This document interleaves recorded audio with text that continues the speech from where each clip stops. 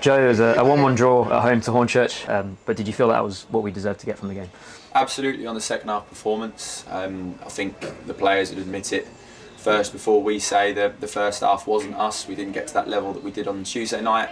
You know, we can look for reasons as to why, but the key is that you react. And to be 1-0 down and not anywhere near our level, Hornchurch were better than us first half. Obviously the pitch is difficult, but they played it well because they're aggressive on second balls. They put it forward as early as they can and get runners, and you've got to play at a tempo and a rhythm to disrupt them. And I thought second half we did that in a brilliant way, and the amount of chances we created was unbelievable. I thought their keeper was outstanding, absolutely outstanding, and it's very hard to keep going when you're missing chances, and that doubt can creep in. But for them to keep going the way they did, they deserve that equaliser, and let's just hope that it's a point gained come the end of April.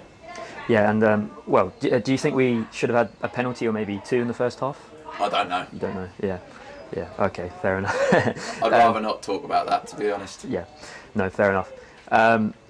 And I guess as well in that first half, it was another goal from a set piece. Is that obviously an ongoing frustration from your guys' point of view? Yeah, I think it's more the second phase of it, really. I thought we dealt with the first bit okay. And then you've got that decision-making process as a defender of, do I come out marking or do I come out and leave them in there? And it's hard when you're in the heat of the moment and you've got some big lads around you, and your first thought is just to go and grab. You know, we felt from the side, but we'll have to watch it back and have a look at it, that we could have been more aggressive and left them in there. But obviously, you know, they've got there and they've marked them, but unfortunately the lad was too big and too strong, and obviously it leads to the setback. But for us, you're up against a big side that are physical, and I felt on the whole we dealt with things really well, and also looked the threat going the other way from set pieces as well. So yeah, it's a frustration, but the character was unbelievable, and we're so pleased for them to get that result in the end, because like I say, a lot of teams would have given up at that point, so credit to them. And we tried a couple of different things to try and lead us to get more chances and more opens in the second half, changed shape a couple of times, tweaked things as well. But it comes down to players that want to give everything to go and try and get results for this football club, so credit to them. Yeah, and we signed Aidan Coyne just before yesterday even. What do you guys hope he'll bring to the squad?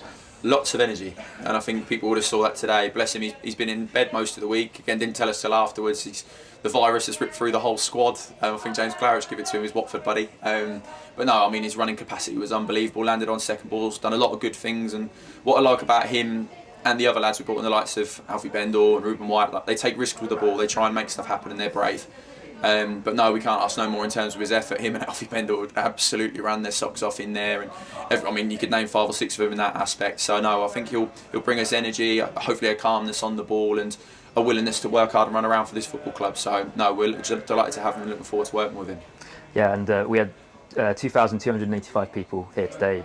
The loyalty of the fans, really impressive again. Yeah, incredible. And listen, I've been at football clubs where we're in situations not even as well of where we are now, and for these to stick the way they have done is incredible. And you know, it's the noise that generates second half, and this is the thing, and we know it's difficult because we've got to give them stuff to shout about, and first half we didn't. But second half they responded to what we gave them, and then all of a sudden you're a collective, you're aligned in what you're doing, and we all want the same thing. We all want the same thing, and trust me, this ain't over by any stretch of the imagination. And if these boys can get to that second half level in each of these last 6 games, we've got every single chance. But we're stronger with them with us. So we thank them for today. Thanks for coming in their numbers, and we'll do everything we can in these last 6 games to make sure that we stay in this league. Yeah, and just lastly, looking ahead, this week we don't have a Tuesday fixture. Will we benefit from that in our preparation as we look ahead to Farnborough? You hope so. It gives us obviously a chance to get a little bit more into them detail-wise, probably on the Thursday.